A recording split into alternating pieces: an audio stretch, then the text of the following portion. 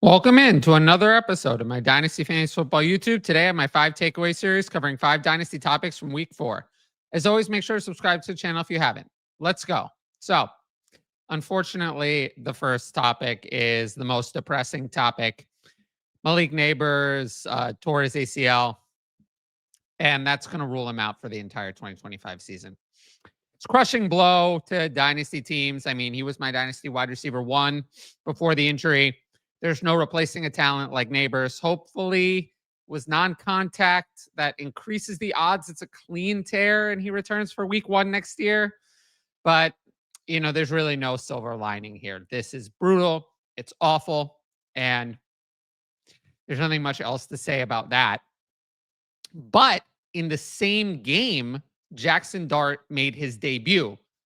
Now, the rushing was where he found fantasy value. 10 carries, 54 yards, a touchdown. He did deliver 10 carries. A runner, that's really, really good. But Dart did nothing as a passer once Nabers went out. When Nabers was playing, it looked like it was going to be okay. But Darius Slayton, Wan'Dale Robinson, and Theo Johnson, they just didn't step up to the plate. Slayton was fine. I mean, 3 catches, 44 yards on 4 targets. Robinson, 3 catches, 14 yards on 5 targets. Johnson, 3 catches, 17 yards, a touchdown on 5 targets. These are the 3 players who try to fill in for Malik Nabers in the passing game. It won't work. It won't work. Nabers makes the offense move. Dart is actually a little bit of what I feared for the Giants for fantasy. He's doing a lot of running, which means that we're not going to see the receivers get the volume. If Dart is taking 10 carries, those are a lot of designed pass plays that became carries. So the Giants passing game is going to be a no-go. I don't think one of these guys is going to be great. I think you might have a wide receiver 3, a wide receiver 4, and a tight end 2. I don't think you're going to have what you want here. So this is not exciting me. What I do think you're going to see a lot of is Cam Skattebo. You are going to see a lot of Cam Skattebo because the Giants were not able to throw the ball. They were not able to throw the ball once Malik Nabers went out. They weren't able to do that. And I don't think they're going to be able to do that. So you're going to need to see a lot of Cam Skattebo all year. Even when Tyrone Tracy comes back, I think you're going to see a lot of Cam Skattebo. I think you're going to see a run-heavy attack because I don't think there's any other choice. Without Malik Nabers, there's no other way they could run the offense. So Cam Skattebo will be heavily used. I do think the offense could struggle, but volume is what we care about for running back, and Skattebo is going to have that. Now, what do you do? For me, this is basically a must. If you are rebuilding, I would target Malik Nabers. Malik Nabers is 22 and 170 targets as a rookie. Malik Nabers is very young. So I'm not as worried as Malik Nabers as I would be with a running back or with a wide receiver who's 3 or 4 years older. I am not worried about Malik Nabers' dynasty value. There are going to be 2026 rookie wide receivers who come in who are older than Malik Nabers. He doesn't even turn 23 until July of next year. So he is a buy low target. It's almost mandatory if you are rebuilding. This is the target. This is the player to target. There will not be another opportunity like this to get someone like Malik Nabers at 75 cents on the dollar. Don't pay what the price was before. 75 cents on the dollar is what we want to do, but he's a strong target. And I only mention this now instead of on a buy video because it's timely now. I'm probably not going to cover an out for the year player on here as a buy video in season. But Malik Nabers is basically a must buy if you're rebuilding. There's no alternative. Now, speaking of high-end dynasty wide receivers. At this point, all of Nacua's competition for Dynasty wide receiver 1 are either injured, like Malik Nabers, or dealing with poor quarterback play, but not Nacua. Nacua is in a great situation. And this week, finally was just a new level of ridiculousness. 13 catches, 170 yards, a touchdown on 15 targets. Finally scored a receiving touchdown, 37.5% target share. And if we look at Nacua's yearly numbers, it's insane. I mean, 42 catches, 503 yards, touchdown, 50 targets, 10.5 catches at 125.8 yards a game. And of course, he has a rushing touchdown on top of all of that.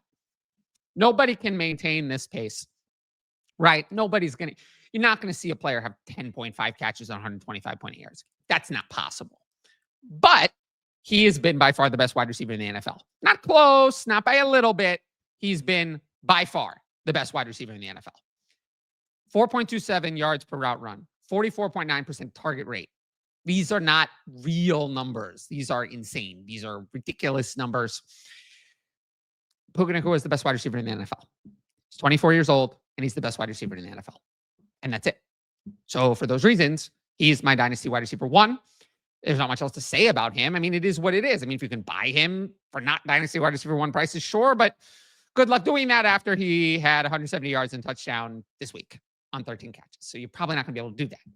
But Puka Nacua is elite. There are no more questions. Not that there have been, but he is elite. He's the best wide receiver in the NFL right now. Now, as for something to do here, Davante Adams, I'm like a little on the fence about him. He has 17 catches, 269 yards, and 3 touchdowns in 4 games, 4.3 catches and 67.3 yards a game. That's good. He's producing right now.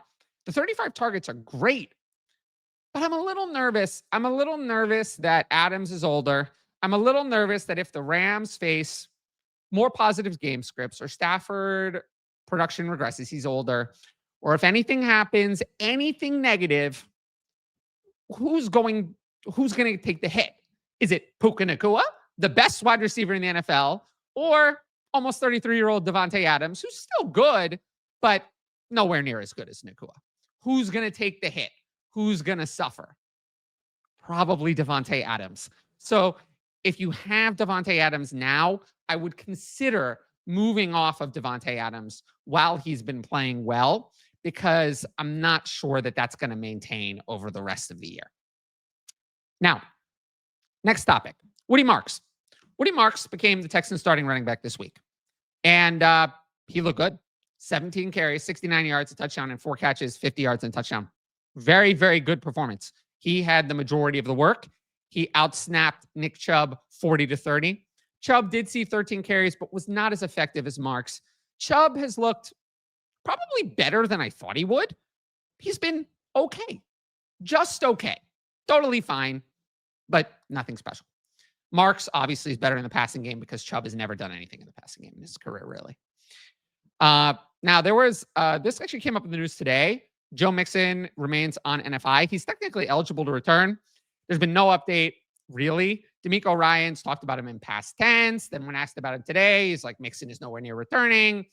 I don't think Mixon ever plays for the Texans again. So I don't think that's happening. I don't think he's returning this year. I don't know. Maybe he resumes his career next year. But at this point, I expect Mixon to miss the entire 2025 season. I do not think he is coming back. I am not evaluating this backfield or this team as if Mixon is going to be a 2025 part of it. Now, with Marks, I would consider selling Marks for a strong offer. Now, why would I do that? We don't want to sell just to sell. It has to be a good offer. I wouldn't take, for example, just a second for Marks. Not good enough. Marks is a running back who's producing right now. But I have doubts about Woody Marks that I don't have about, say, Cam Skattebo, who I can believe that Cam Skattebo is going to be a workhorse running back in the NFL. I find it hard to believe for any significant period of time for Woody Marks, because Woody Marks, there were a lot of problems. He was a 4th-round pick, turns 25 in December. He's older. He was never a workhorse in college. Never, ever, ever. For 4 years, he did nothing really as a runner. He was a receiving running back where he was good at that, but he wasn't really delivering on the ground. In the final year, in year 5 of college, when he was much older than everyone else, he finally was decent on the ground. So typically, players like Marks are not long-lasting NFL stars. I'm not saying he's not going to have an NFL career, but I find it very hard to believe that Woody Marks is going to be a real workhorse RB1 at all. I don't see it. I don't think that's ever going to happen. I've heard of people getting 1st-round picks for Woody Marks. I would do that immediately. Really good wide receivers for Woody Marks. I would do that. So again, don't hear what I'm not saying. Don't sell just for a second. You can get more. But if you get a real offer for Woody Marks, I don't buy it. And I'm not ever going to be convinced. The profile says that Woody Marks is not it. So he would have to basically be an efficient workhorse in the NFL for an extended period of time to convince me. And that I doubt is going to happen on the Texans. Now, if you like my YouTube content, you should sign up for the Patreon. I'm offering a 50% discount off your first month at all tiers using the code TylerYT50. You can get all my rankings, including weekly start sit, access to the Discord where I discuss everything, write-ups where I write up about every single NFL game for Dynasty, Patreon-only videos. Did a couple this week. Direct message fantasy advice and the ability to ask in advance questions for YouTube videos, which you'll see at the end of this video. Tiers begin at just $6 a month, $3 with the discount. If you want to know more about the Patreon, check out my Why You Should Join the Patreon videos on the channel. They're on the homepage under Patreon promos. And look, I get a lot of comments sometimes saying, well, why didn't you cover this? Or why didn't you cover this topic or this topic? If you want more, it's there. It's on the Patreon. There will be no more on the YouTube. We're going to do the same videos. 5 takeaways.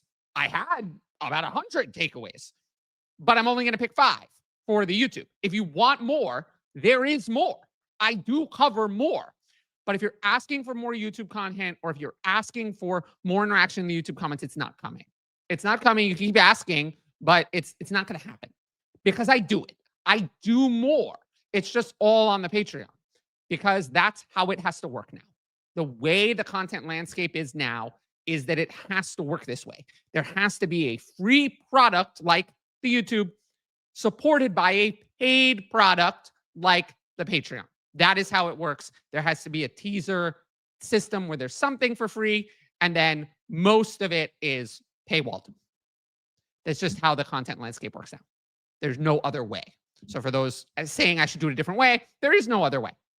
So it's not going to change. I offer a 50% discount for that reason, so you can try it for less to see what I'm offering and see if you like it. You can sign up in the top right corner, patreon.com/fantasy advice. And I really believe in it. I really believe in what I'm doing. And that's why I am so adamant about this. But at the end of the day, I've kind of taken a new approach of just, this is what it's going to be. I'm done apologizing for it. I'm done being sorry about it or, having mixed feelings about it. It is what it is. This is what the YouTube is going to be. The Patreon is going to be everything else. That's how it's going to be for eternity. It's never going to change. And I figure it's better to be honest than to try to pretend that it's going to be another way. So that's how I feel. That's how it's going to be. And I appreciate everyone who joins because you're getting something you can't get anywhere else. And, for those of you who want to just continue to watch the YouTube and that's good enough for you, that's fine. As long as you accept that that's it, that there's not going to be more free content. There's not going to be more free content ever. The free content is going to be what it's going to be. And anything new, anything different, any changes will all be paywalled content. And that's how it's going to be moving forward. With that said, I'll move into my next topic. So my next topic, Ashton Jeanty. And again, just a player who hadn't been worth covering on the YouTube channel. I've had no concerns with him over the first 3 weeks. I believed in him. So I chose not to discuss him on the channel. But he did deliver in week 4. So now he's worth discussing here. 21 carries, 138 yards, touchdown, 2 catches, 17 yards, and 2 touchdowns. Obviously, we cannot rely on the 2 receiving touchdowns. But the 21 carries is great. We finally saw him have some efficiency despite the Raiders' really poor offensive line. Played an 84.6% snap share this week. Similar in week 1, but in weeks 2 and 3, the Raiders were mixing in Zamir White and Dylan Lobby. This week, White was a healthy scratch.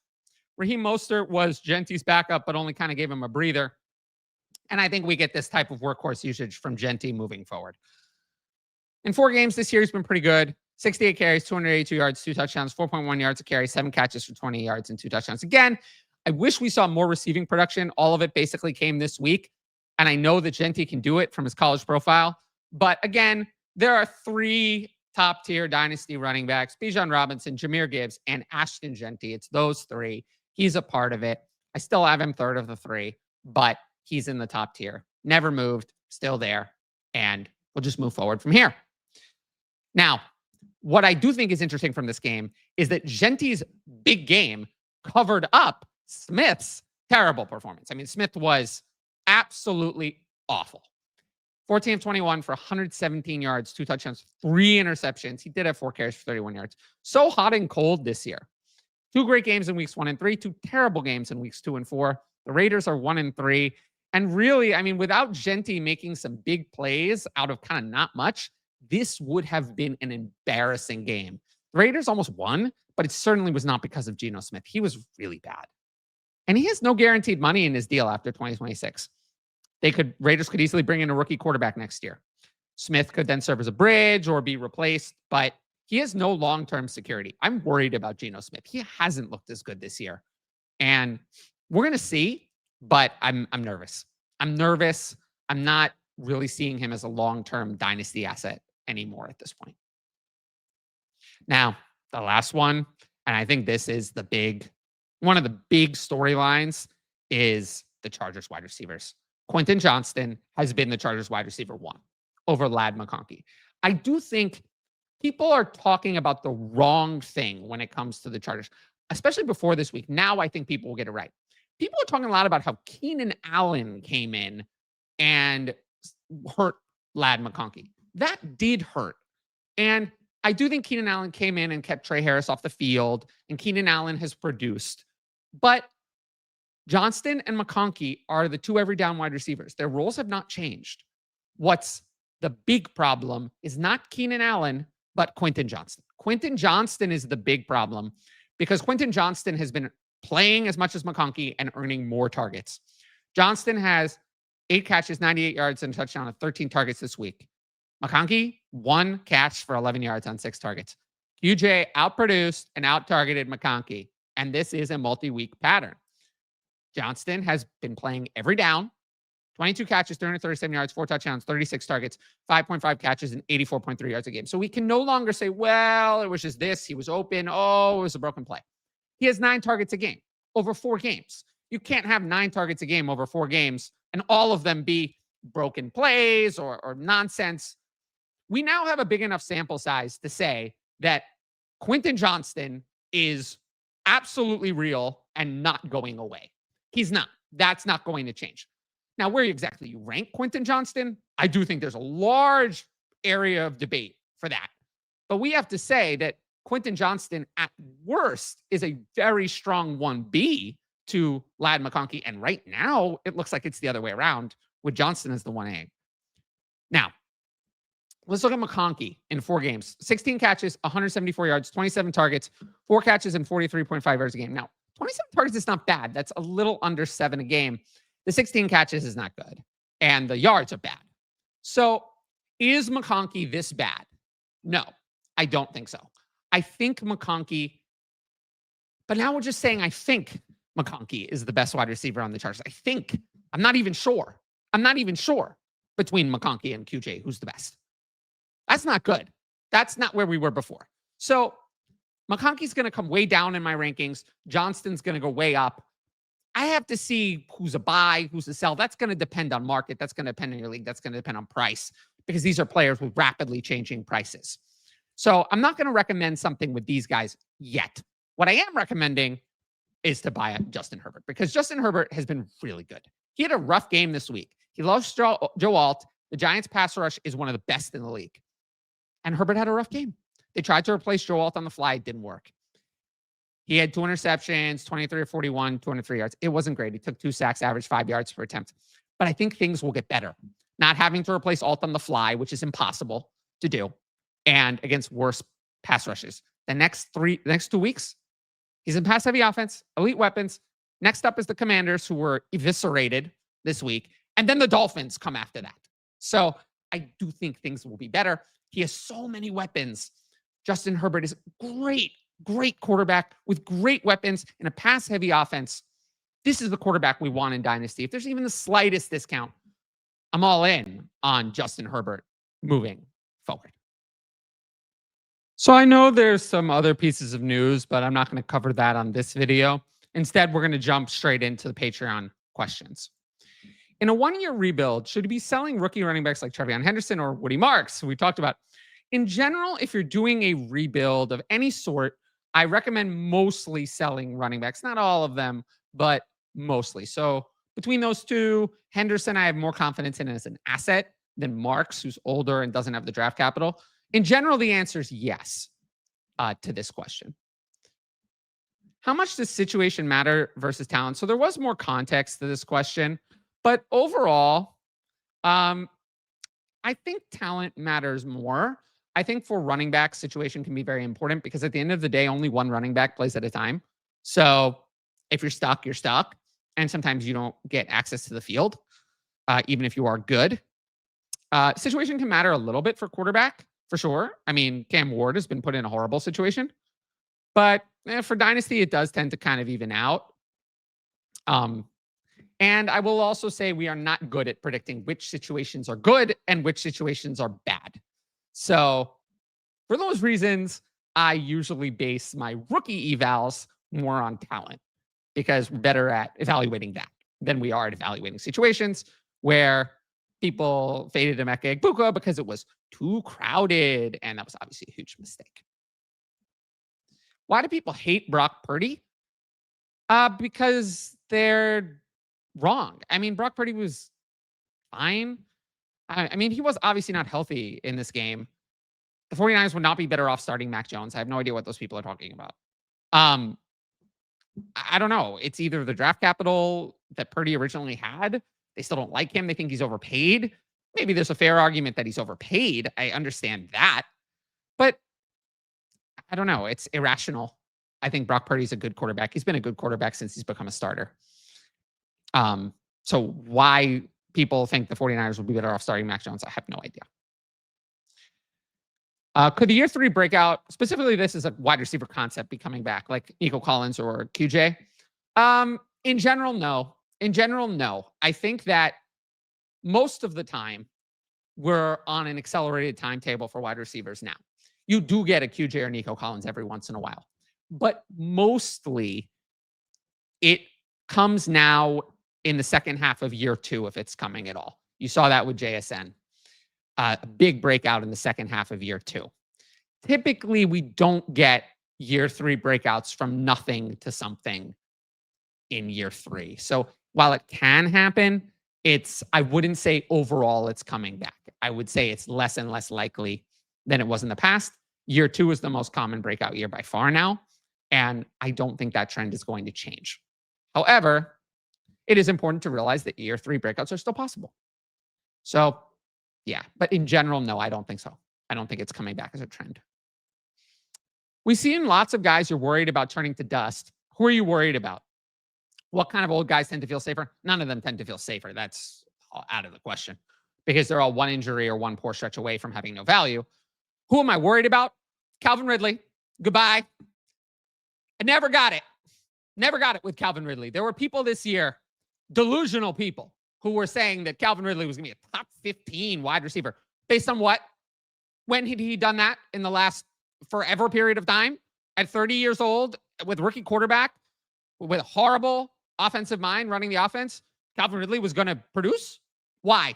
Why was that going to happen? I said it was stupid all offseason. Those people were totally out of their minds. So that one, Calvin Ridley, done, finished, goodbye. And if you want two that I'm a little bit more low-key nervous about, Saquon Barkley.